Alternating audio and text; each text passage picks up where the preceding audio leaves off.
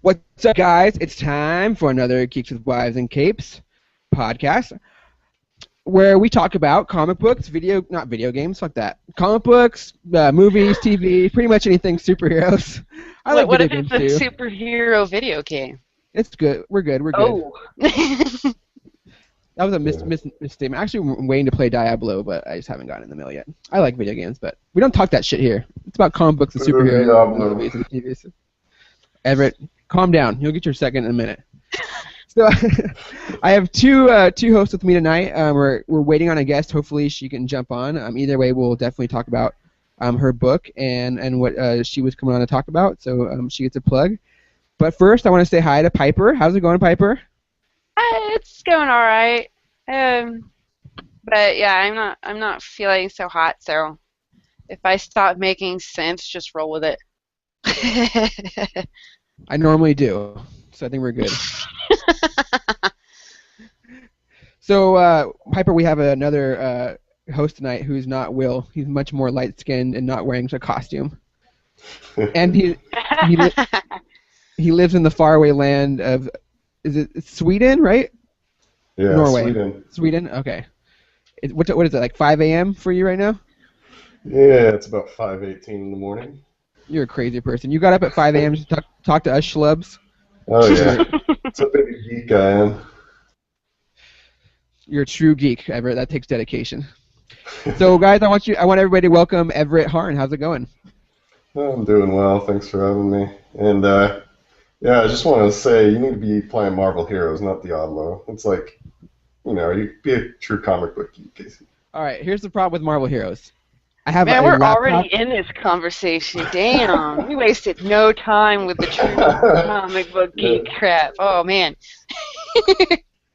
Well, man, he's playing a fantasy game versus a comic book game. I play Diablo God damn it. too. And you know what? It's Diablo.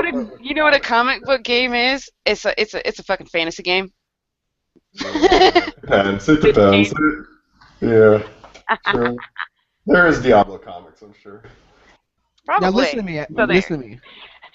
I would totally be playing Marvel Heroes if it was on a console. The issue is I can only get on a PC and my laptop sucks balls. So it barely runs its Google Hangout, let alone a fantastic product like Marvel Heroes. So there's no way I would be able to play that game and do it justice. And that I have like I don't even have like a mouse. I have like a little pad, like one of those little pads. And I believe me, I tried it, Everett. I tried playing for at least like 5 or 6 hours, and after that I was just like, I can't fucking do this pad thing anymore. I can't. I just don't have the situation set up. As soon as I get like a desk like area and an actual mouse, I may jump back in. But for now, it's about Diablo. Yeah. And if they ever want to put it on consoles, believe me, I'll be pre-ordering that shit day one. I think they're planning to, but it's probably going to take forever. I don't know. It will take. Oh my goodness! Look who just jumped on. She's muted, so I don't think she can hear us. Let me see if I can unmute her. Our guest just joined us. Nope. Madeline, you're muted. Okay. There you go. Yeah. Okay. Yeah. It's Madeline, right? Madeline. Madeline. Okay, sorry. I'm a phonetic reader, so. Yes, I had to install Chrome. You failed to mention that little thing. Sorry, usually, sometimes it works. It has worked with Explorer before, but sometimes it doesn't, so I never really know. Okay. And that's my bad. I apologize. But we're glad you joined us. Well, so I want to introduce. Go ahead. I was about to give you a proper introduction. I want to introduce everyone to Madeline Holly Rousing, the writer and creator of Boston Metaphysical Society, a Kickstarter comic. How's it going? It's good. We're in the middle. As all Kickstarters go, they're hard and labor-intensive and very stressful.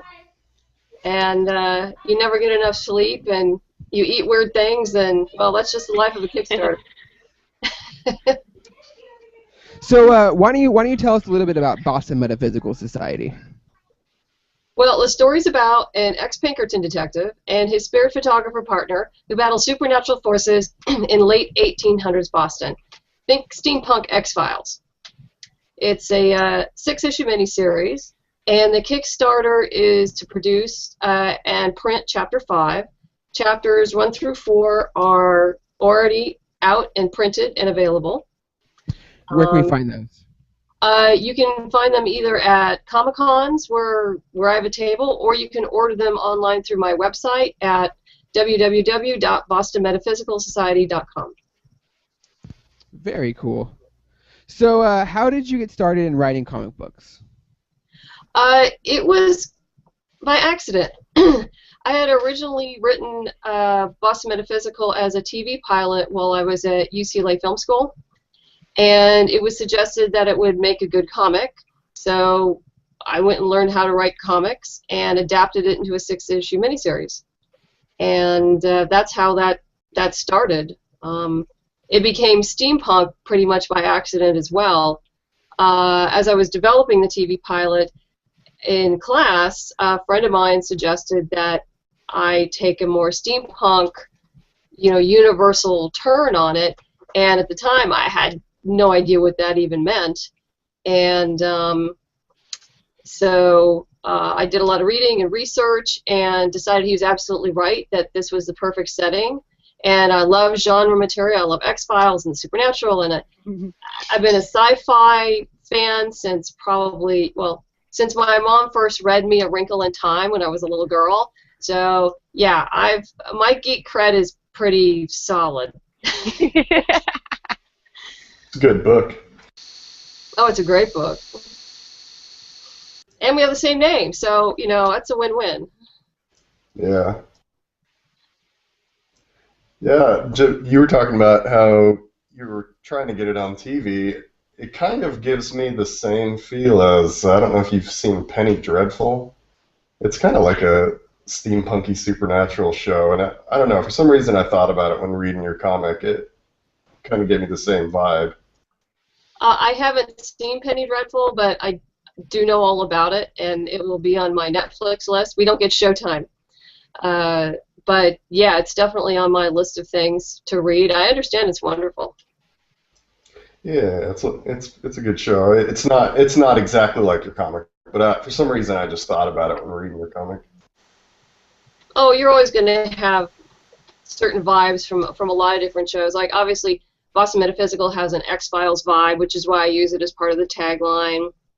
I've had some people kind of loosely refer to it as, a more supernatural type of Murdoch Mysteries that's out of Canada.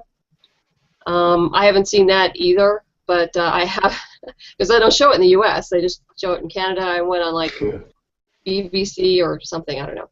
But I know some people are big fans of that. So yeah, I do think it would make a great TV show, and it would be a lot of fun. And yeah, it would it's be definitely something that would fit in the current scheduling today, I think. I also think it would be a good fit with I just lost my train of thought. Sorry, go ahead. It's been a long day. It's also, I'm not sure if Casey's here or not, but I'll just keep asking questions while he's gone. But I was wondering why you decided to add in historical figures in your comic instead of making characters. Like you've got Nikola Tesla, and Houdini, and who else? You have Alexander Graham Bell. And Edison. And Edison, right. What made you go with them? Well, steampunk often does include historical figures. That's not uncommon in the steampunk genre. And I did want to give it some grounding because I don't know how much of the comic you've read, but one of the things I wanted to do was, yes, there are supernatural things that they have to solve and battle against, but they also have to battle against man-made things. And some things they do they battle against are somewhat scientifically accurate, and so I wanted to bring in that brain trust to just kind of add depth to the world. And it's pretty, since most of those guys, well, Bell, Edison, and Tesla, they all knew each other. I don't think they knew Houdini. and they all had a very contentious relationship.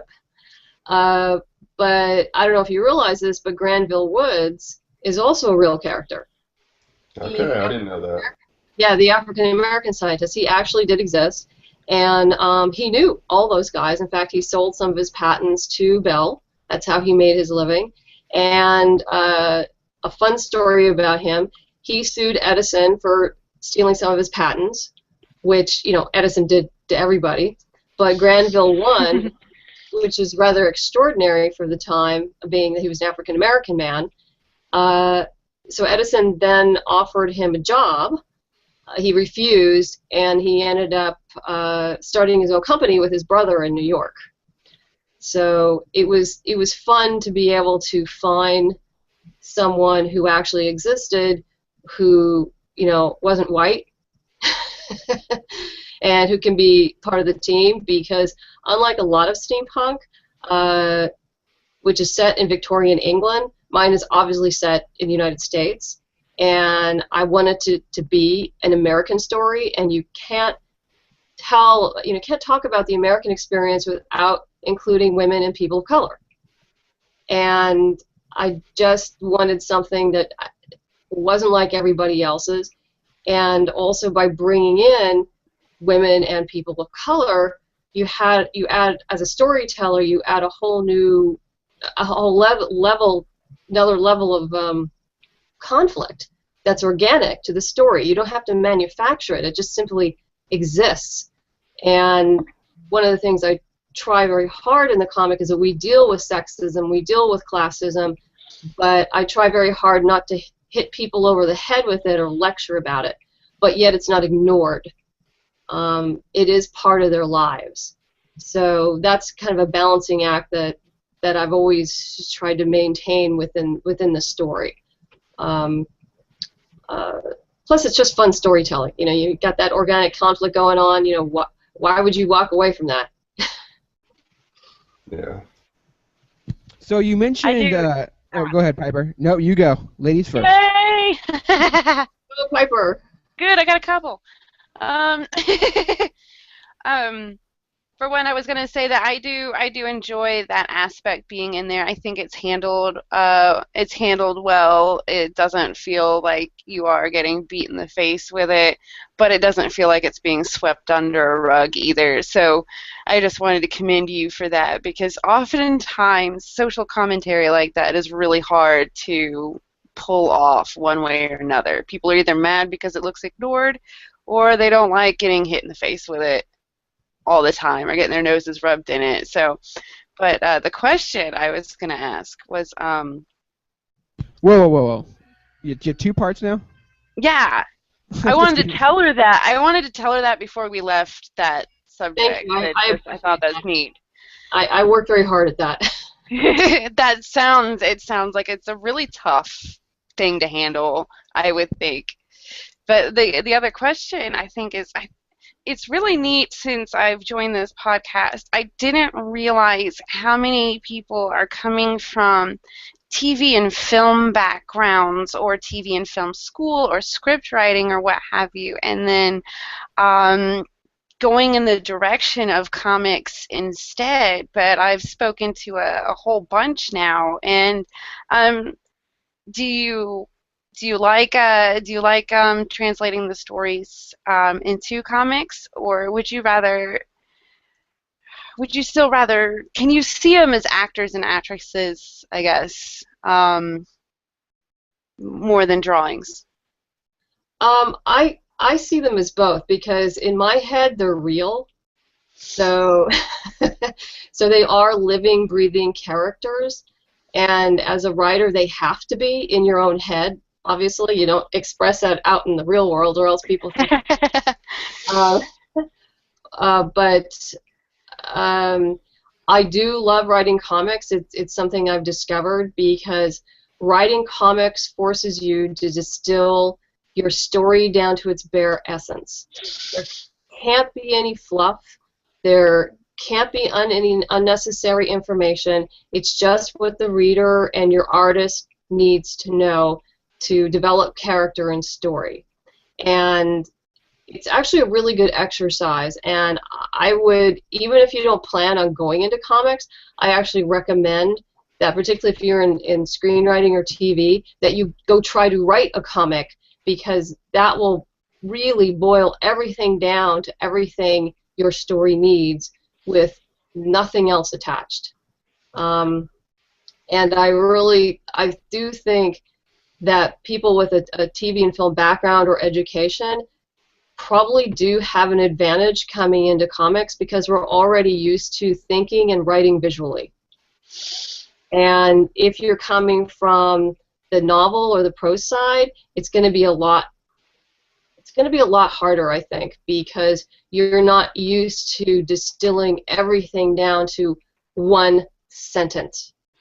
You know, that one sentence has to tell you so much information, which otherwise in a novel you can spend a couple pages, and then it's fine, it's wonderful, it's perfect. But in a script or a comic, you really can't do that. Yeah, I'm really liking that comparison too. In a novel or even short story writing, you have to describe the visuals so the person can see them, but technically, if you're writing a script but preparing it for something that somebody's going to read, or you're writing a graphic novel, a comic, the visuals are going to be there. So, yeah, you really do have to come at it a completely different way. That's really neat, actually. Yeah, I don't know if you guys realize this, but I also write short stories and novellas based in the Boston Metaphysical Universe. They're ebooks on like Amazon and Nook and everything, and they're essentially prequels to the comic, so there's no spoilers. And having done both, it's been a lot of fun, because in the prose versions, I can really dig deeper into the world, and I can take more time in that description. For me, it's like, oh, I get to like let myself run free for a little while and not have to try to condense everything down and whittle everything away that I need to do with the comic. Yeah, if you look at the Kickstarter rewards, some of them include the stories, and in fact, one of the rewards is to use your name in the next novella, or a name of your choosing that is suitable for the time period of what we're trying to do. But yeah, it's transmedia. It's the new world of approaching creativity. So, since you mentioned the Kickstarter, why don't you go ahead and plug the crap out of that and tell us about the Kickstarter and how we can contribute. Sure. The Kickstarter, last time I checked, we were 48% funded. We have like 14 days left, which is not great, but it's doable.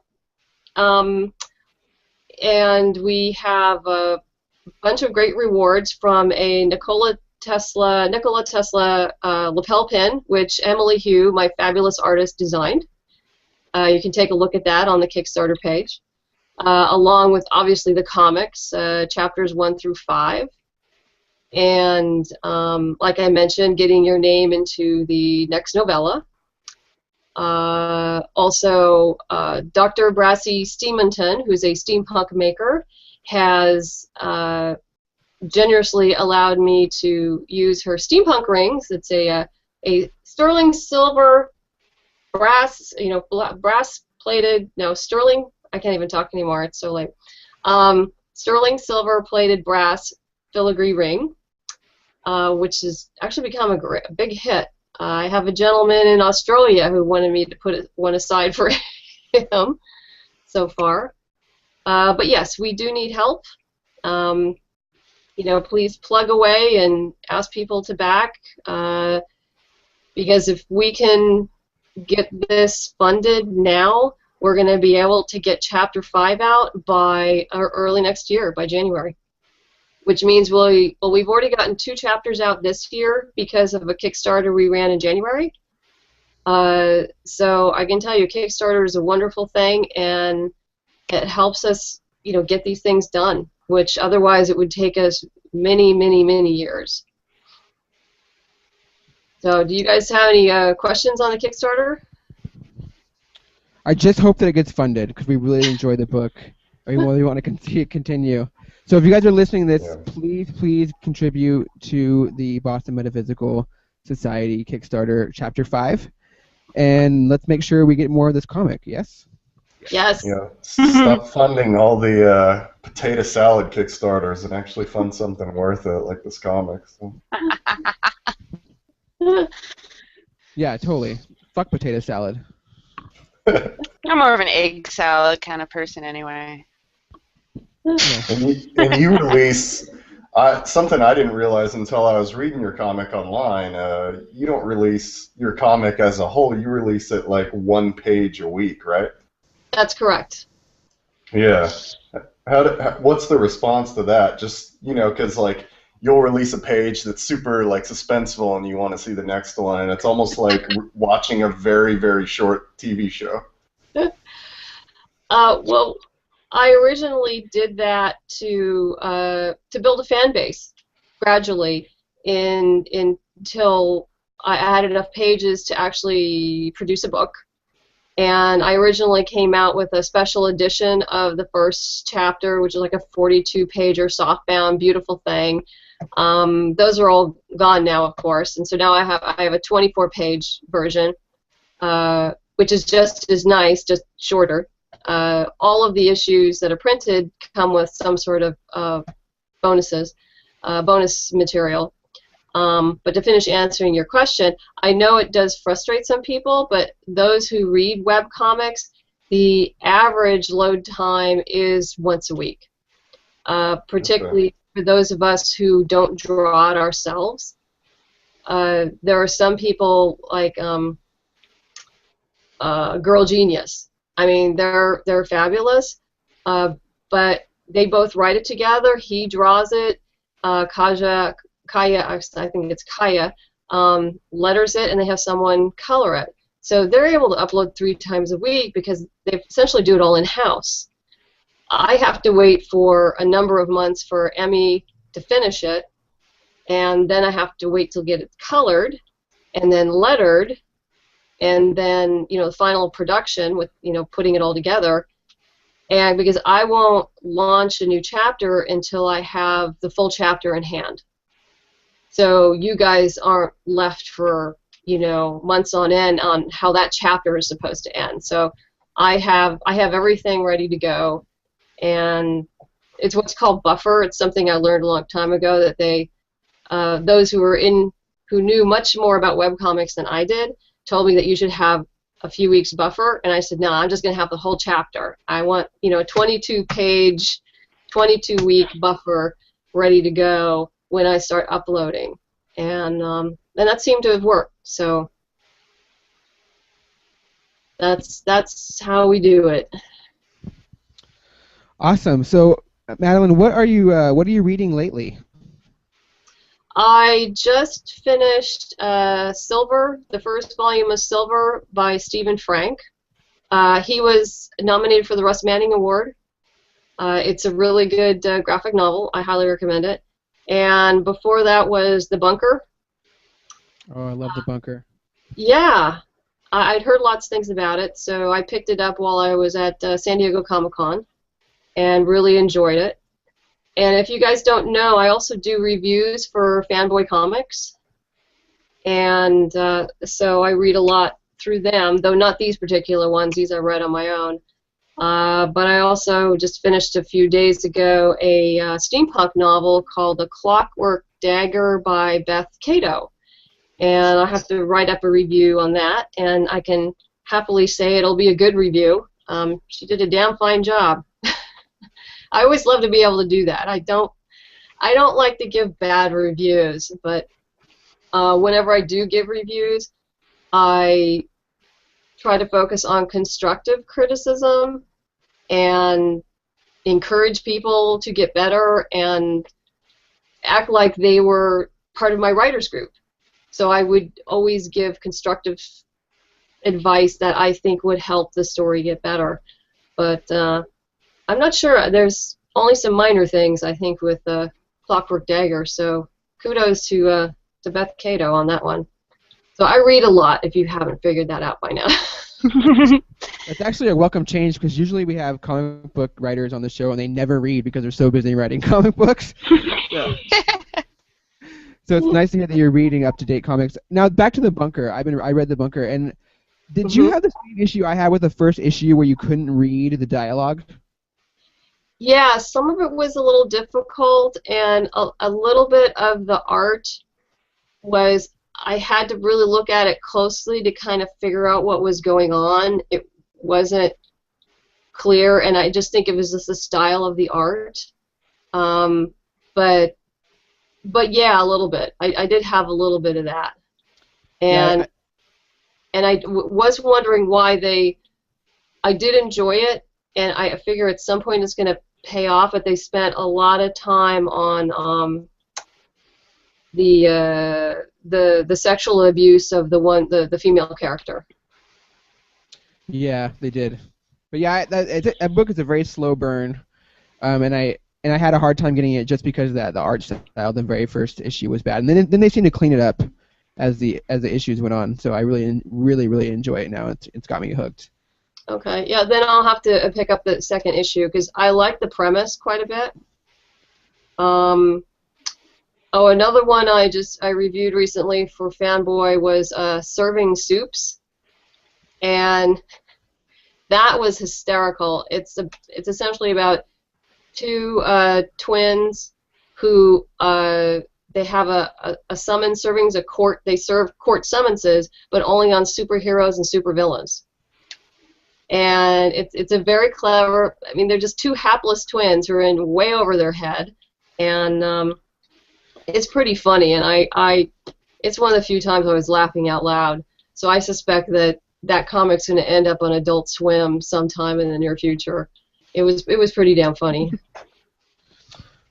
That's good to hear because I think humor in comic books is one of the hardest things to do, even though it was one of the first things they did. But Yeah. It can be so difficult because you have pictures and words doesn't really convey comedy that well, in my opinion. A visual medium like video does it much better, I think, in most cases. But yeah, so when they do it right, it definitely pays off big time. Yeah, and I think Adult Swim could really use it because I don't think they've had anything funny on there for years. So. China, Illinois is good. Rick and Morty is good. They could use Adult Swim needs some funny. No, it's pretty funny, and the visuals were funny too, and so they did a good job. Kudos to them. It's hard. It's really hard to do it right, and obviously you can always do it better. But sometimes you just gotta be done and put it out there and see what happens. Which is pretty much what we did with Boston Metaphysical. You probably don't know this, but it's my first comic book. It's Emily's first comic book, and it's the first book for our two colorists as well. So wow. First of many, I'm sure. Very cool. It's first. The only ringer is Troy Pateri, who has worked at Top Cow for 6 years and does Thrillbent, and the letterer. He's done a lot of things.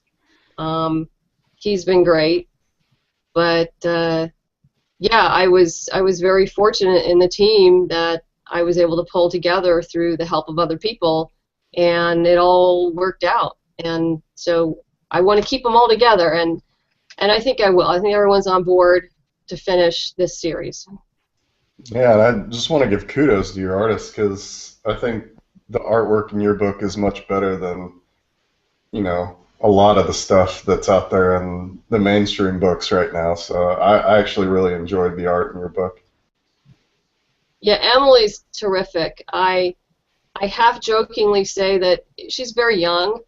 10 years from now, I won't be able to afford her because she's that good.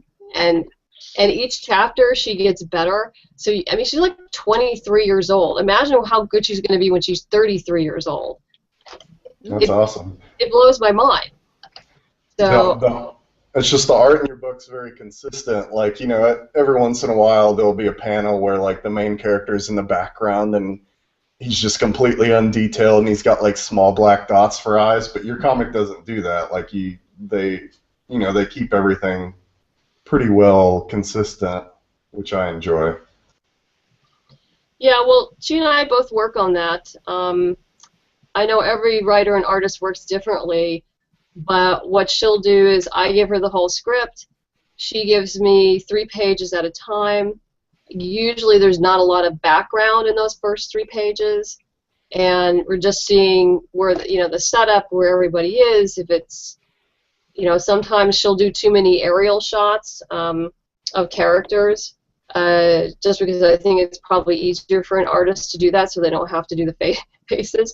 But sometimes you have to do the faces because I need that expression, particularly if it's a comedic moment. You need that. And so everything, we work in layers, and that's how you have to work. And not the first time's not going to be perfect, just like the first time you do a first draft of the script is not going to be perfect. Everything is done in layers and layers and layers.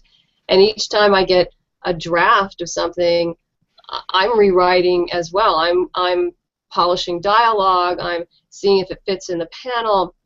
If it's a panel that I really love, but the dialogue doesn't fit, the onus is on me as the writer to make sure that the same idea I want still comes across, even if I have to shift dialogue or change dialogue because that panel is so awesome and I want to keep it. So, everything, there's an ebb and flow that goes back and forth, and you have to be willing to go with it, particularly, when your artist, does something, continually wonderful like Emily does. But she usually draws pretty much exactly what I give her in the script. But every 7 pages or so, she'll like blow something up and totally ignore what I've written as far as panel structure, and she'll go like, "Oh, I just thought of this. What do you think? It's okay if you want to change it." And I'll look at it, I'll go like, "Oh no, this is awesome. We are so keeping this." Because you have to let your artist be an artist. You have to let them be creative. I don't want to micromanage her. She's wonderful. Why would I want to micromanage her? Sometimes we need to change things, but I'm a strong believer that you gotta let people be free every once in a while and allow them to express themselves, and you have no idea what's going to happen. So I think maybe that's one of the reasons why the art's so great. I like to think that I'm a good boss, and I've hired good people, so it all works out. I mean, I really think that attributes to what makes a good, successful comic is letting the writer do the writing and letting the artist do the art, and not having too much mingling going on in between the two and too much fighting in between the two, because once the bad blood starts, that's when the comic starts to go downhill, and you tend to see that happen in the bigger companies in their comics. Yeah, we don't fight at all. There's no fighting. There's no drama. There's none of that. So I much prefer it that way. Oh, I'm sure she does too. Oh yeah.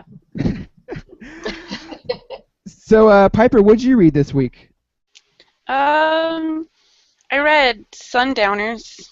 Oh, I love that book. Oh, you like it? You didn't like it? I always like books that throw take the superhero genre and kind of like put a new spin on it. So I really like the concept of that book, and I enjoyed the first issue a lot. Now, see, I do like that, or I like taking the superhero genre, but the entire comic is based around some normal person's point of view the entire time, and the superheroes don't play a big part and stuff like that. I love toying around with it. I just didn't like Sundowners. I tried to like it. How dare you disagree with me on my show? And, well, here's the thing. I don't hate it, but it's one of those that I might have to read more of it before it really grabs me. I have to do Yeah, that I get sometimes that, with TV totally. shows. I'll give TV shows like some number of episodes before I decide, yeah, it's still not getting me. I'm gonna go watch something else or something. So I think with this particular comic, I might have to do that in order to get into this one. It's kind of get more of a feel where it's going. So just for you guys who didn't read Sundowners, let me Piper let you in on our personal and our intimate conversation here. It's a book about basically superheroes who, by society's perception, are not superheroes but just crazy people. So they all go to like a mental health group together, and then as the course of the comic like kind of plays out, you kind of realize maybe they're not crazy and they're just superheroes, and what they're saying is actually true. So it's a kind of a cool concept. Apparently Piper didn't like it as much as I did, but I do understand what you're saying. Where yeah, it may take some time to getting used to. And it Um, might be too that I wasn't sure if the comic was trying to get at these people are nuts, or the comic was trying to get at these people are heroes and everybody thinks they're nuts. Since I couldn't really like get where it was trying to go with it, I was just kind of like, okay. yeah, I think that's That's the why it might mystery take behind it more than all. one issue. Yeah, I think that's the mystery behind it all. Is kind of like what's happening here? Are they the crazy ones, or are we the crazy ones? Who's crazy? But yeah, it's really it kind of plays with the idea of grounding a superhero in reality as well. Like, are they like when you ground a superhero in reality, are they just a crazy person? Like, is Kick-Ass just insane for going out and getting his ass beat every day and trying to be a superhero? Maybe he is, or maybe he thinks in his mind he's really changing the world. So it kind of plays on that idea of just like superheroes are insane people, whether they have superpowers or not. Like they're crazy to think that they can save the world themselves and the reasons why and whatnot. And I really like the kind of like the way they got their powers, like the girl like had to commit like like a like a seven deadly sin or had to do something against God or something or Oh, yeah, she was a klepto or labeled a klepto, but it was like she had to commit a crime in order to have the powers to stop crime. yeah, it's just like weird stuff like that. It's really weird and really I thought it was a lot of fun, but I definitely get what you're saying that it can be rough to get into. I mean, I thought that when I watched Agent of Shield, it took me like 5 or 6 episodes before I was like, oh, okay, I get what this show is fucking doing now. Yeah, So, Shield took Yeah. forever to get into. Yeah, I was getting worried about that one because I was getting really close to going, all right, well, Marvel can do movies, but they can't really do TV too good. And I managed to stick around a couple more episodes and finally really get sucked into like what was going on, where I needed to watch the next one because I needed to know something. But it was a very slow start. Yeah, my husband and I made it through, I think, 3 or 4 episodes of Shield, and we were done. We haven't been back. Yeah, it literally takes like 7 or 8 episodes to get into that show. So that's what I was thinking when Piper said that maybe she would need a few more issues before she got into it. I was thinking that's like Shield. Yeah, Shield took me a few, but to anybody, I would suggest going back and giving them those extra episodes because once it really starts going, and I think once it decided what it was really going to be about and who those characters were really going to be, once it got itself figured out, it's on a roll. I think. Plus, I'm really enjoying its tie-ins with the movies whenever it can. I like that part. Well, I'll see if I can convince my husband, but he's not. I don't think he's going to buy it. have you seen Captain America 2 yet? Oh yeah. Yeah, I mean that's the way you can sell it to him because I think Captain America that's a really nice like palette like cleanser with Captain America 2. Like it all flows in very nicely and it feels very natural and it expands that story so much more and makes it so much cooler. And in the season that's coming up, they're gonna start introducing like the Kree and I heard Absorbing Man makes an appearance. Agent Shield, don't interrupt me. I'm talking. Jesus Christ, my wife just walked in and interrupted me in my conversation. So I think they needed those 6 or 7 episodes to kind of be like, to kind of figure out what they were doing, and then allow the movies to kind of catch up. Because once the movie tie-ins are by far the best episodes. Like the tie-in with the Sif is one of the best episodes. The episode where Lorelai comes up is a great episode. So I think once the movie stuff starts falling in there, it really starts to fall in line. Yeah. Is that all you read, Piper? Oh, Is that all you want to talk about? It's up to you. see, my problem is I don't feel good, and I know I read like a large chunk of stuff all at like one time because I had a big old pile of brand new homework. Now I'm back in class, and for some reason, Sundowners is the only thing I can remember right now. Oh, I read some more Grimm's stuff, and it's weird because I'm always going on. Like I really like Grimm's as a whole, and I really love what they're doing. Even if the artwork is geared towards more men readers, the story is enough that I really don't care. And it's still good. It's well done artwork and all that good stuff. But I think now after issue 100, it kind of split its stories off into so many sub-stories that I'm actually like, I'm getting tired trying to keep up with what's going on and what's tying into what.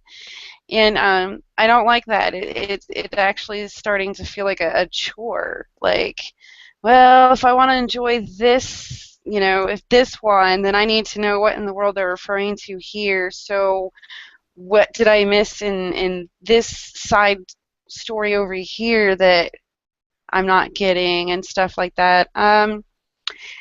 I think it's kind of like the main story. I like I do like that now they've got, I don't know, it's like the young Avengers of the Grimm's fairy tale people. They got to get a new batch of Guardians, so they've got little Prince Ali, and they've got little other people that apparently aren't as memorable or important. But they're teenagers, so it's kind of neat in the fact that now we've got all this like teenage drama, but it's amplified in the fact that these teenagers not only have powers, but they're tied to like the different Grimm's fairy tales, so they have all this crap happening in the background for them to react to. Like Ali brings a lamp. Go figure. A genie lamp, and it's a malicious genie kind of thing where, it's waiting for them to fall asleep and figure out what they're wishing for, and of course screwing it up and making it as terrible as possible. But the character's got some depth in like what his character is not. The genie doesn't define his character, which is nice. The character has his own powers, and the genie, I think, is pretty much taken care of as a plot line, and was more just kind of getting you settled into the characters more. So that's neat. So I kind of like that one. It's the other offshoot ones that I'm not as impressed with. There's, I guess, a goddess thing that's like 5 issues long, and it had potential. It had the Greek pantheon bickering and being a dysfunctional family, but in today's time, so they're also trying to pass as like, normal people while all this is going on. It just kind of looks like an excuse to get the females as naked as possible and get them to have sex with as many things with penises as possible. So I'm really disappointed in that offshoot where, goddess is an empowering sounding word. So they really could have done something cool with cool there instead of what they did there. Oh Yeah. man, Pat is gonna walk into a firestorm in a couple weeks. Oh, I almost forgot. So just a clear for everyone who does not are familiar with Grimm Fairy Tales. That's a Zenescope comic, Grimm Fairy Tales. There's a bunch of offshoots that basically are stories based off of like Cinderella and Wizard of Oz and. I was gonna say it Hercules. doesn't actually stick to Grimm's fairy tales, so Yeah. it's got just about everything covered in a Disney movie and every myth you can think of. Yeah, anything that's that they don't have to worry about copyright law for. Yeah. Oh, Everett, what'd you read this week? Oh God, I read a lot of stuff, so I'm gonna try to go through okay. them as quickly Just as pick possible. Pick the important ones. Well, the most important one to me this week was, of course, the reason why I bugged you to come on this podcast was Guardians of the Galaxy number 18 by Marvel. It was the one written by Brian Michael Bendis, art by Ed McGuinness, and it marks the kind of return to Richard Rider, who's better known as Nova, to the Marvel comic universe. And I say kinda because it's actually a flashback. He's not actually in the Return to the Universe yet. But it's a continuation to the super popular Thanos imperative. And I won't go too much into it unless you want to, Casey, just since we've got a review on the Geeks with Wives website. But yeah, check out Everett's review, but I do want to say something to it because I have a fucking issue with it. Of course. Okay, go for it. What? I don't understand what Guardians of the Galaxy is doing. I really don't. That comic is all over the place now.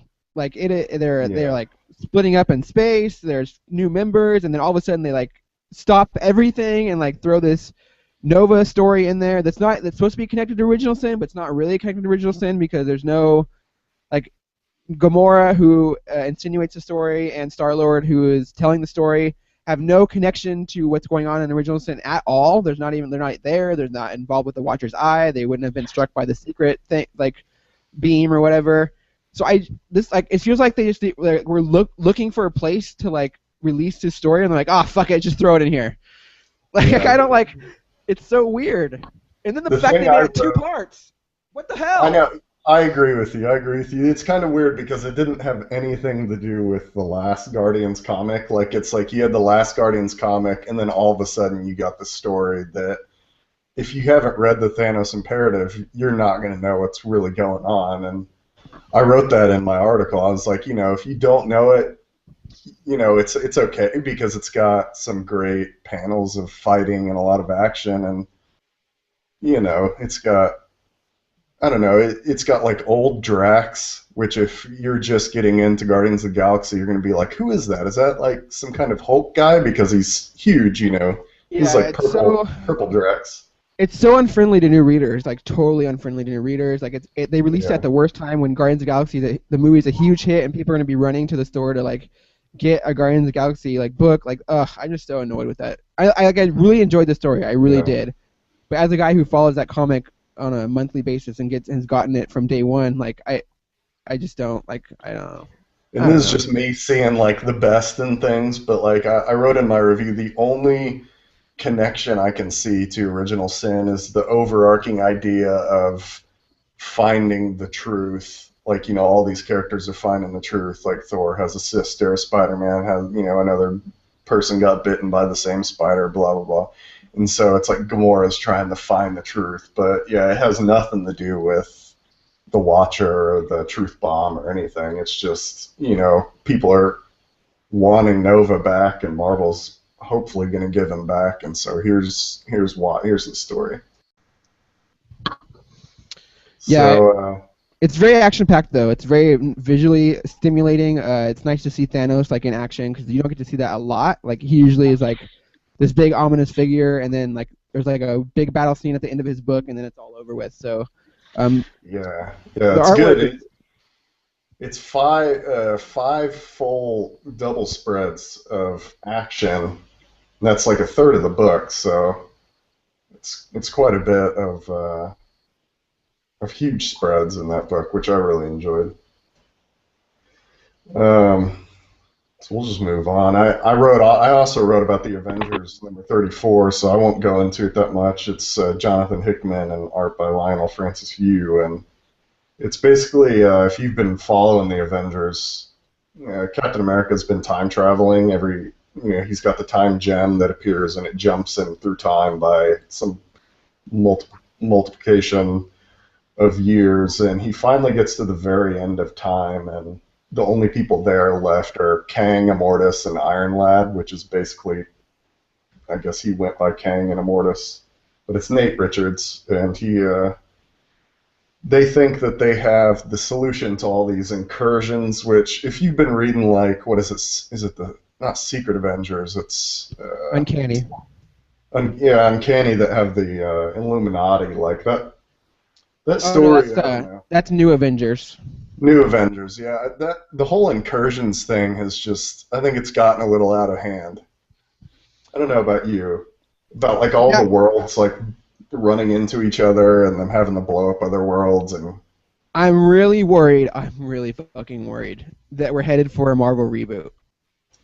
Yeah, and I feel like it's going that way too. And in the middle of this comic, when Kang was explaining, like, all this scientific crap about the incursions, I just kind of facepalmed and was just like, come on, stop with the incursions. Just, let it be over. And I'm hoping that's where this book's going, but I hope it, I feel like it's going to be like the all new Marvel now, coming up soon. So, well, we'll see, because Axis is gearing up, and I mean, Rick Remender and those guys are kind of in charge of that. So, and he's the one that, and he's not the one that started the whole, like, incursion thing, but he's been continuing it in Uncanny Avengers and that kind of stuff too. So we will see. I'm very interested to see where Axis goes, because I love Rick Remender, but yeah, I think Marvel is teetering a very fine line right now, and they're trying to figure out a way to kind of fix this universe that they've broken.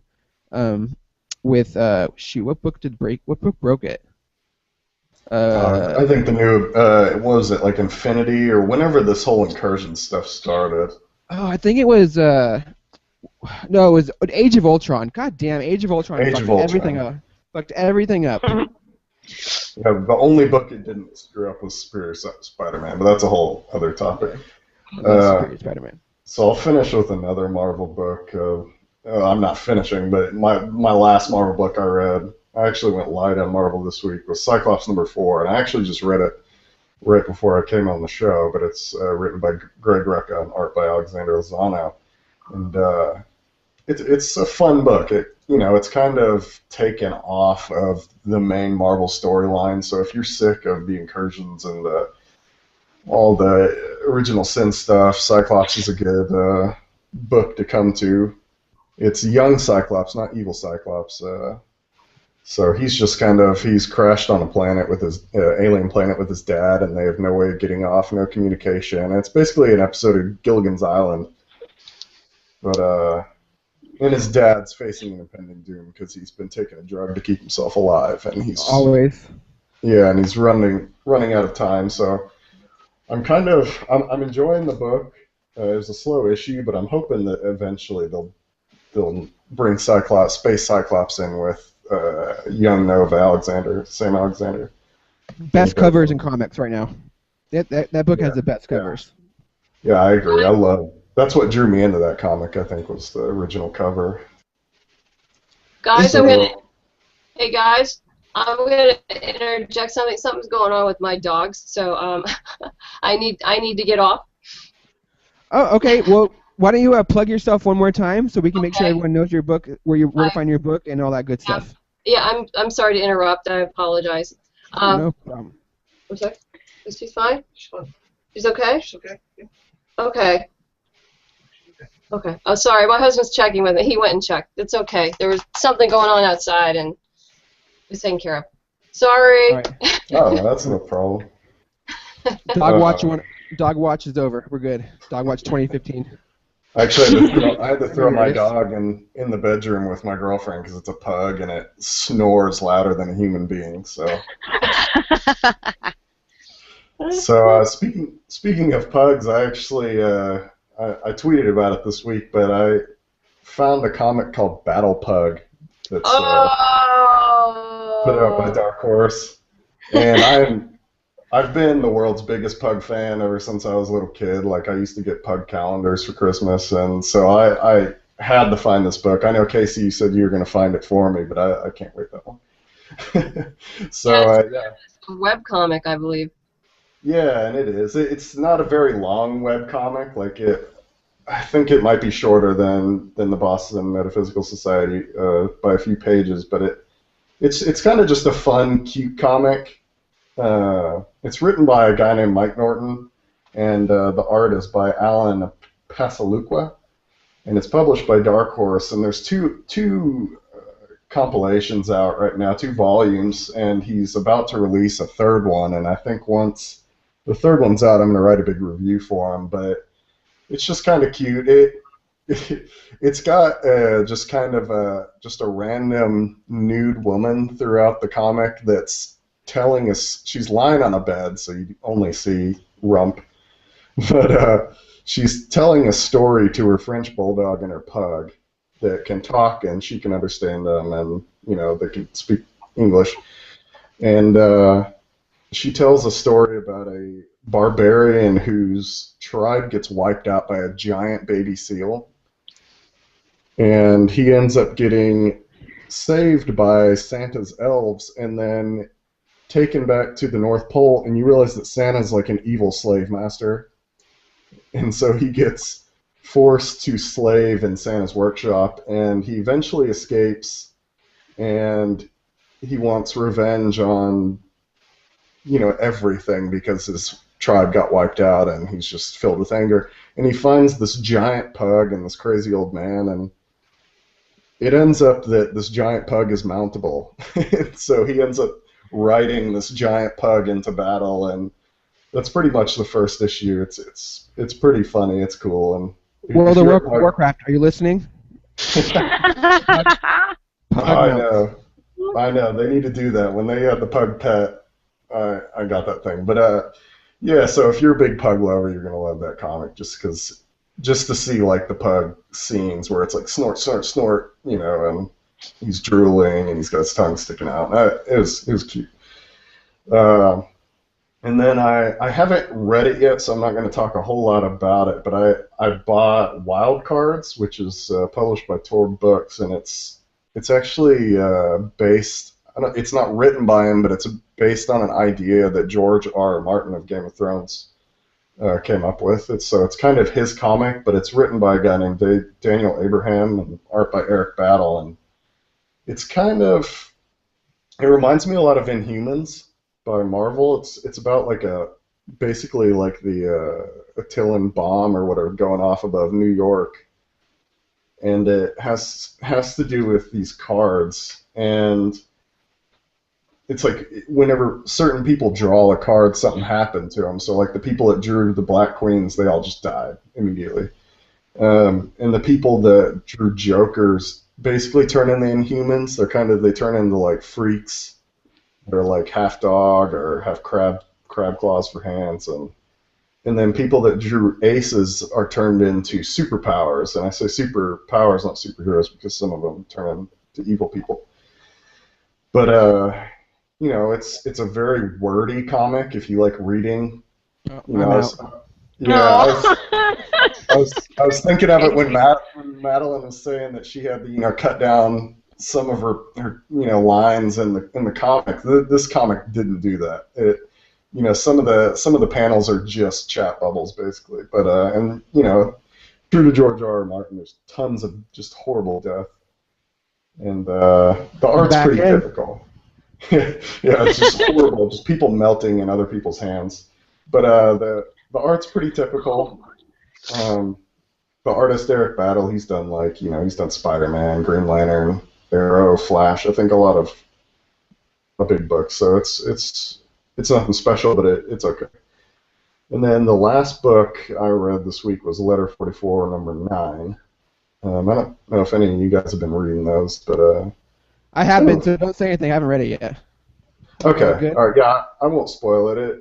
It's a pretty fun book. For those of you that haven't read Letter 44, it's by Oni Press, written by Charles Soule, and it's basically in a parallel universe where, like, this issue kind of, it's basically joking around that George W. Bush caused the financial bubble to fund alien weapons for his army.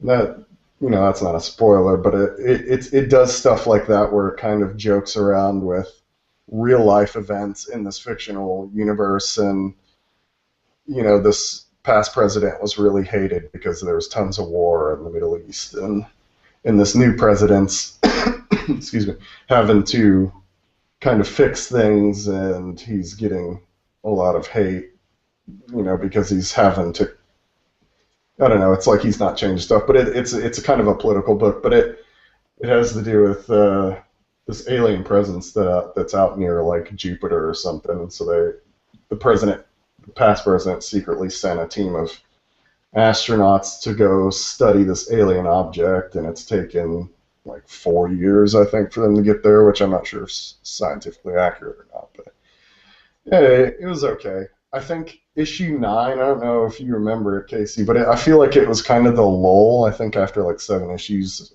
most comics do like a break issue where they take you off the main story. And yeah, issue 8 was like introduce you to our characters and what they were doing before they went into space. Yeah, God, it was. I almost didn't make it through issue 8 because I don't feel like that comic's moving fast enough to where you need a break issue. Oh, yeah, it is. And it's kind of like they stopped the train, and so issue 9's basically them having to slowly start the train back from stopped again, and it was hard to get through, but they get it rolling with a pretty good cliffhanger at the end. So if you haven't read Letter 44, I mean, I recommend it. It's a slow comic, but they do something in that book that I'm not sure is possible, and they have sex and zero gravity. I would really be interested to see how that works. And childbirth. That would be messy. Childbirth and amniotic fluid floating around their oh. Spoiler alert. I'm not a big fan of the art in those books either. It's more like Aeon Flux, but yeah, it's very rigid and jagged. Yeah. Okay, cool. I only read 2 books, so my list is going to be super short because I had other things going on this week that I had to deal with. So, the first thing I read was, of course, John Romita Jr. and Jeff Johns' Superman. So it's Superman number 34. Not much to say. It's your typical Superman story where another Superman being comes into like the world, and Superman has to like deal with it. And is this guy going to end up being good or bad, and what's going to happen? But in this issue, we get introduced to the villain, who is, I believe it's the Machinist. And basically he can manipulate machines and control machines, so it's basically just them kind of meeting this guy for the first time, and then both Superman and Ulysses, who's the other superhuman being character, having to deal with that, and then kind of having to deal with Ulysses' parents who he thought were dead and meeting for the first time. It's a really like emotional book. It's really heartfelt. It's kind of like retelling the Superman origin without Superman, which is kind of nice. In a nice different way, but I really just love Jeff Johns' writing because he knows characters, or at least DC characters, so well. And then John Romita Jr.'s art is just classic, and it's just beautiful to look at. So I really just, it's not a huge like special story, and there's nothing like huge going on. It's nothing different for Superman, but if you're a fan of those 2 artists and creators, and if you're a fan of the writer and artist, then you should definitely get it because it's worth the read. I also read something off of ComicsFix, and I don't know if you guys know what ComicsFix is, but it is a digital distribution service that's like Netflix for comic books. So basically you pay like $10 a month. Yeah, it's a subscription service.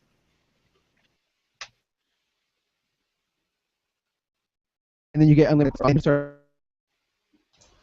No, Casey's bugging out. Yeah. What happened? Am I freaking out? Yeah. Yeah, you went silent and then fast forwarded for a minute. Oh, that's weird. Anyways, where did I leave off at? I don't remember now. You left that at... ComicsFix is a subscription service for comics. Oh, yeah. And Madeline, this may be something you might be interested in, and I will actually, if you want, I will give you their email. Actually, but yeah, they've approached me at Comic Cons. Oh, okay. Because I really actually really like the service. I am not a huge digital comic book guy. I've said it before on this podcast that I do not dig the digital format all that much. But I really like their user interface. I really like the way that loads comics. I really like all the information it gives you. Like immediately off the bat on the very front page, it'll tell you how deep and like a story arc or a comic is in issue wise. So you can know if like, oh, this is the first issue, or there's 3 issues to go, or 4 issues to go, or whatever. So you can know what you're getting into before you start reading. So it has a really nice features, and like I said, it has a giant selection. Like there's so much there to read. I don't know how I'm gonna get through it all and how I'm gonna be able to talk about it all. But I did start with a book called Billy the Pyro, and basically it's about a kid who is troubled youth, shocking, and he's kind of having to deal with being a teenager and being an angsty teenager and dealing with typical teenager things. And he just happens to also like to light things on fire. But through the course of the book, he finds out that he actually has the power to control fire, much like a pyro from the X-Men kind of character. So that was the first issue I read, or the first part I got to. So I basically just got to introduce to Billy, and then to his angsty teenagerness. And then the fact that now that he can kind of learn that he can kind of manipulate and control fire and what he's going to do with that. So I really enjoyed it. The artwork was really nice. Exposition was fine. So far it's a good comic. And like I said, it really just kind of was an introduction to use the ComicsFix app, which I really am enjoying and will probably get me to read more comics. But it's full of indie stuff. There's a lot of great stuff on there. I'm also going to check out a book called Alpha Gods and a book called The Hill, which is about basically Jack and Jill, who are scientific experiments. One being an assassin, Jill, and the other being a monster, Jack. And Jill's mission in life is to kill Jack, or her last mission as an assassin is to kill Jack. So, really interesting stuff. Kind of doing a different take on the comic book medium and what you can do with digital stuff. So I'm really interested to see where those books go. So not a lot for me this week, so that's probably good because we are running way long. So we're almost like an hour and 15 already. So I think I'll let Piper and Everett choose because you guys wanted to have. It's been a long time coming. The back and forth of Piper versus Everett has been hyped up so much. Are you guys ready to battle it out? If you want to call it a battle. I just, I want to declare... Wait, hold on. Let me do my intro real fast. I had this all planned out. All right. In the red corner, we have, from Sweden, Everett Harn, writer of Geeks with Wives and comic book associate editor. Everett. That wasn't very good. And the blue corner, we have comic book host, personality extraordinaire, Piper Steed. And now they will fight against the death to determine what makes a fan. That was just fucking awful. I should have practiced that more before I did that. Okay. Now yeah, I like the fight against the death part. fight to the death. That was kind of funny and just failing miserably. Well, we should probably give a little background on the whole topic, just because, like I was saying before the show, it's based off of miscommunication because Twitter's terrible and only allows you to have 120 characters. But basically, in my article titled "Embrace the Change," my opinion on the female Thor, I discuss that there are fake fans out there complaining about the female Thor and how the real fans are embracing it, and there was not miscommunication, but misinterpretation of what I meant. And Piper, you can tell everyone what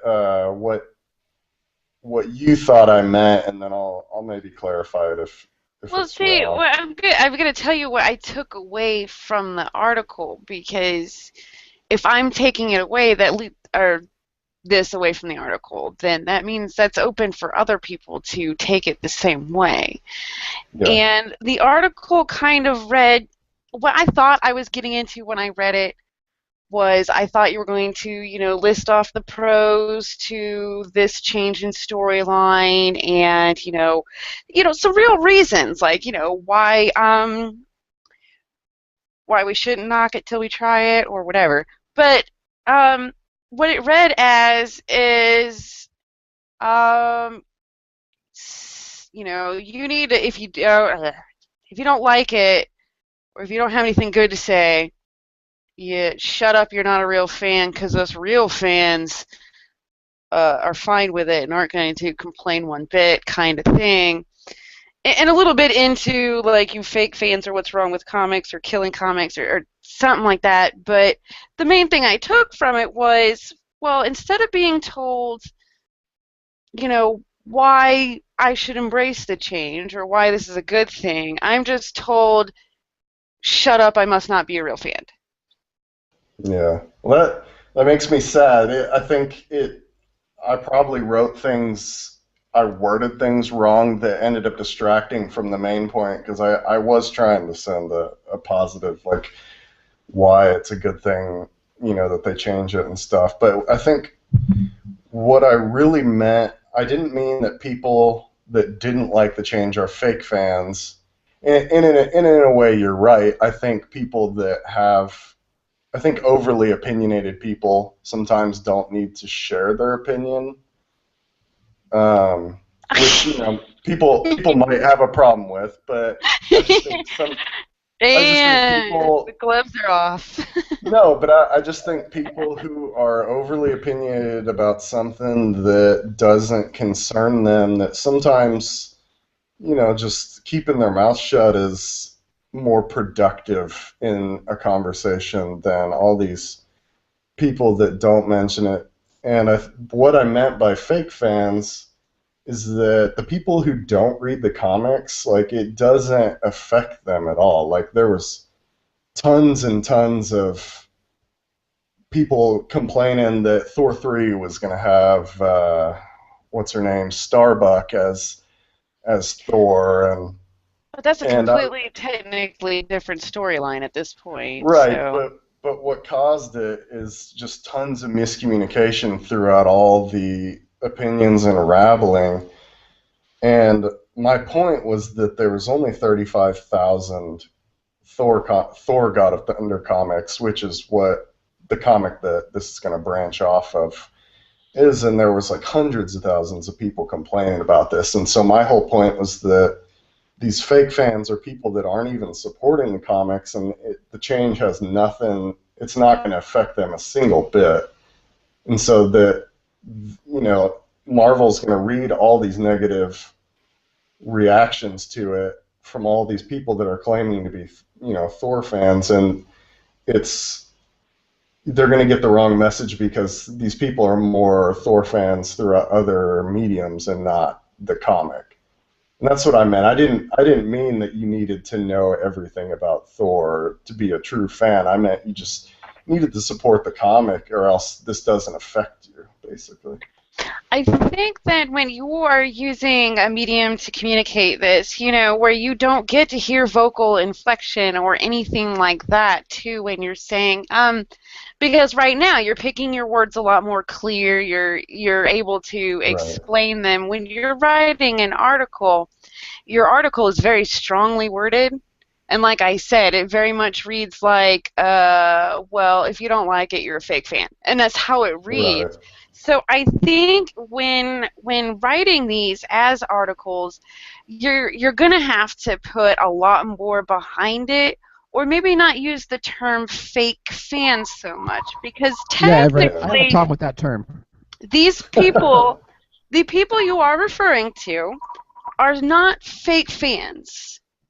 Especially if they're just ones. They are fans then of the movies. They are fans then of perhaps the character, but in a different medium. They're not fake fans then. They are simply. But they're not fans of the comic, and they're complaining. They're pretending to care about something that happens in the comics, and so that's why you know, that's the only reason I use the word fake is because they don't read the comics. You know, let's blame who's really at fault here, and it's Marvel. If they didn't announce That's this true. shit on The View On The View. and like Yeah. have it be like some mainstream, and like the problem is that when people see that stuff on TV or like on Good Morning America or The View, they're not thinking about the comic. They're automatically thinking about the movie. It's just the way people's Yeah. brains work. And yeah, especially in the announcement's not giving you super detailed information. In fact, that particular announcement gave you a lot of misinformation to begin with that people were having to go off of. But that aside, I saw more outcry not about Thor's gender change as much as the very tacky way Marvel went about. See, I'm really surprised that, you know, if they were going to announce Thor's changing into a chick for the umpteenth time via The View, why didn't they announce Falcon taking over for Captain America on like BET or something? Yeah. That's You'll be racist. a little Exactly. Well, isn't it then sexist to go, oh, chicks watch that crap. Let's announce it there let's because be fair here. obviously we're doing it for them. That's what it Who says. watches The View? Like, to be honest, who watches The View? We're talking like 25 to 35-year-old My housewives, mom does, right? Casey, okay? Yeah, and well, Exactly- and there's exactly my probably, point. like, there's just enough of them that somehow that shows on the air, but you're not reaching a very big audience, and you're not really reaching an audience that's going to. You're definitely reaching an audience that, if they know who Thor is, it's probably from the movies. Now, they probably did reach plenty of very established, you know, women comic book readers, and they were probably the ones that didn't really care about him turning into, you know, a chick again, but the one that probably still could have been like, oh, we're just announcing it on The View. Is that because they're trying to make me happy? Because I was fine the way he was. I think you'd be hard-pressed to find a comic book reader that also watches The View. Yeah, well, you'll be a little disappointed, Piper, on my view because it's actually changed since writing that article. I actually went on YouTube and watched the announcement, and it was just a giant facepalm. I mean, literally, it was. So like, now you know what I'm talking about. Yeah, like I hadn't actually watched it when I wrote that. I was just thinking, you know, The View. I understand their Marvel's thinking on maybe they could, you know, maybe they can pull in new people if like their mom or their sister of a young girl or a young boy is, you know, thinks it sounds cool, they might buy that comic for their kid. But after watching it, like, I have respect for Whoopi Goldberg, like she's a geek in real life as well, but yeah, they should have rehearsed something. Have you seen the Ninja Turtles movie? Yeah, but it, you know, they were talking about Thor's like breast armor and how she's the first woman to wield the hammer, and it was wrong. I tell you, just it dumb. was embarrassing. It was stupid. It was such a see-through tactic of happy now, girls. He's a chick. Will you get off our backs about, you know, not really putting clothing on our female characters or something? You know, stop saying feminist stuff, I guess. Yeah, they were being super feminist and, you know, thinking that now, you know, a ton of girls are going to start reading this comic. And It was a bad PR and marketing decision on their part. Yeah. Right. It's not their demographic, and someone got the stupid idea that, oh, just like you said, this is a place where women watch and we can make women happy now, and they obviously didn't give the correct copy to Whoopi Goldberg, or whoever wrote her copy and made the announcement had no idea what they were talking about. And yeah, I think it was just an appeasement by Marvel. It was simply an appeasement when they could have just done the announcement through CBR. You know? Yeah. Why not? That's where these announcements are made. See, because no matter what, if news is going to get, you know, we're in the internet age at this point. So wherever they put the news, it's going to reach pretty much anybody with an internet connection at some point. So you don't really have to strategically place this announcement too much, but to go out of your way to put it on the View of all places, that's what I'm saying. It's akin to if they had announced that Falcon was taking over for Captain America on BET or something. It's very targeted and very happy now. This is for you. Like you know the Falcon on BET was planned, and then as soon as the Thor thing happened, they're like, let's call BET real fast. Oh, are you serious? No, I'm joking. Oh. I was gonna say, because I stopped looking into the whole female Thor announcement, all that stuff after a while anyway, because I was done with the conversation. I'm like, it's done. No amount of what anybody says is going to either undo that announcement, and it's definitely not going to undo the comic. Because no matter how I feel about something, I'm still going to give it a try before my final, decision. Except for the Ninja Turtles movie. All that being said, Jason Aaron is writing the best Thor comic that I think has ever been produced. So please, everyone, go read it and support Jason Aaron's Thor comic because it's amazing. I think God of Thunder has been one of the best runs in the Marvel comics, Marvel Now, just as a whole. I think God of Thunder has just been flawless almost. Yeah, you can't do wrong with the old Thor with a destroyer arm. Just can't do wrong. Bring me my arm. Yeah, but it was just a very clumsy release. I think they should have just leaked it, like purposefully leaked that it was going to be a woman just on the internet, and it probably would have went over a little bit better. Yeah. And then so that basically, I mean, that was the thing that spurred the article. And I wasn't really worried about the debate itself. I was more worried about the way it was written. Fake fan is just a really loaded term. Yeah. And if you want to get a point across, I would probably leave out things like fake geek, fake fan, fake whatever. And you would have to just narrow it down a lot more as to who you're talking to or about. Or you might want to put your own definition of what a fake fan. I haven't read your article, but how you define it, so it's not misinterpreted. Because everyone's going to read something into it. Wait, Madeline, are you telling me that Geeks with Wives isn't on your news feed every day? I'm disappointed. Well, I'm sure, Madeline, you run into this problem a lot, but when you write, like, you know exactly what you're writing, and you hear, like, what you're trying to say in your head, and it's really hard to get the other perspective. Like Piper said, like, whenever I talk about it, I inflect more on my words, and whenever I write stuff, I hear those inflections, and so it's hard until I get criticisms to know what's distracting people, and I've since changed a few of the distractions, but I left the fake fans thing in there on purpose just because Joe Barhoom wanted a very opinionated and very controversial article, so you can blame him. Oh, I will. I'll be taking up with it because I don't think that Geeks with Wives or anything that wants to be seen as a friendly place to geek out should ever be using a term like fake fan or anything like that. I mean, the definition of fan is you're really into something. So they're not fake fans, they're fans of the movie.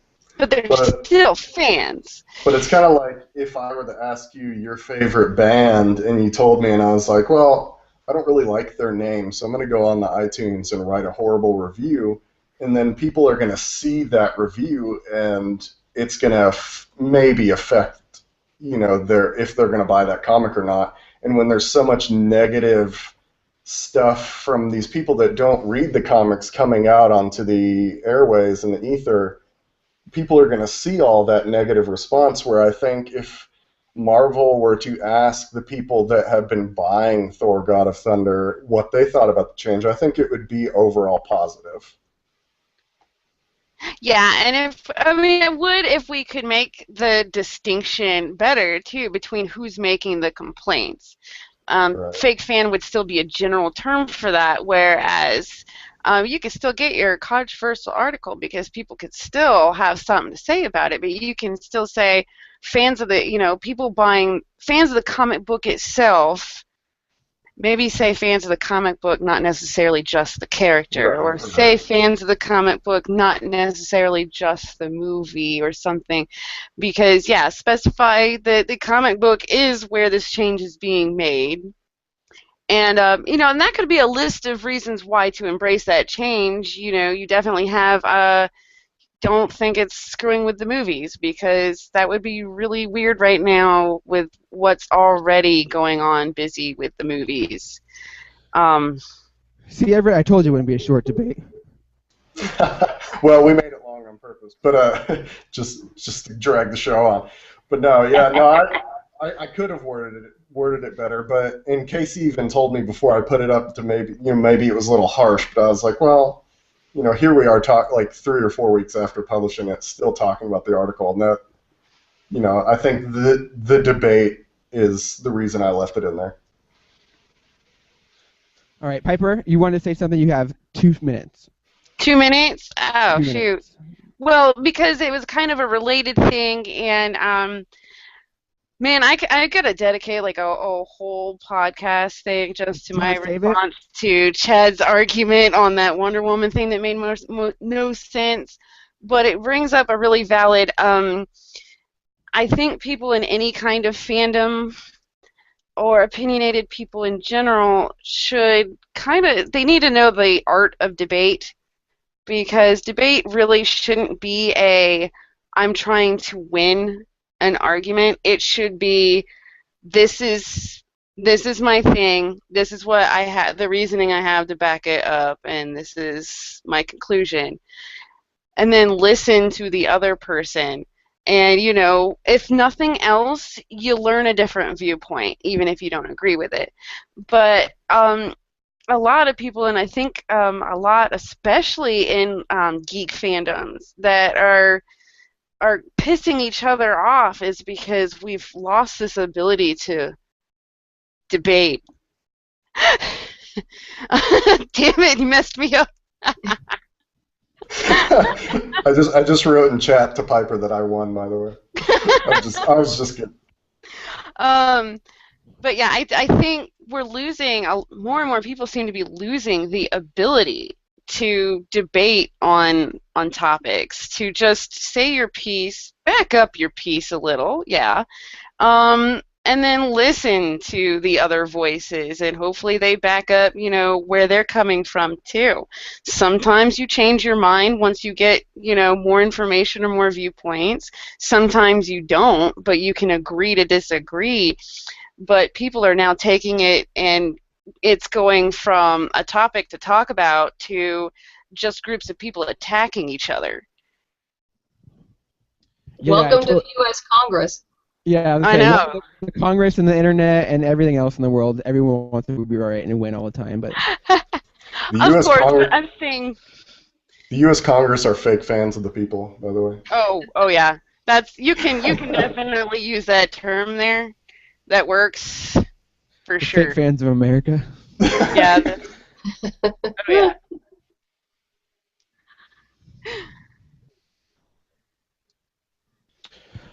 All right, what happened here? Everyone's I'm quiet. done. That's Are we done? Okay. So, yeah, I was trying to condense it. We're gonna close up shop here. So, Madeline, one more time, where can we find you and all your great work? You can find the website at www.bostonmetaphysicalsociety.com. Please tweet, and post about the Kickstarter, which you can find on Kickstarter.com. Just look up Boston Metaphysical under graphic novels, and it will be there. Last time I checked, we were at 48% funded. We need about $3,500 more, something like that, to make this happen. So please pledge. And thank you guys for having me on the show. I really appreciate it, even with the technical snafus. That seems to always happen with Google. They're not as good as they say they are. Well, thank you so much for coming on. We enjoyed you, and we love the comic, and we really will pump the shit out of it so it gets funded because we want to see it continue. Thank you. Everett, where can we find you? You can find me on Twitter at Everwritten, spelled Everwritten, not Everett.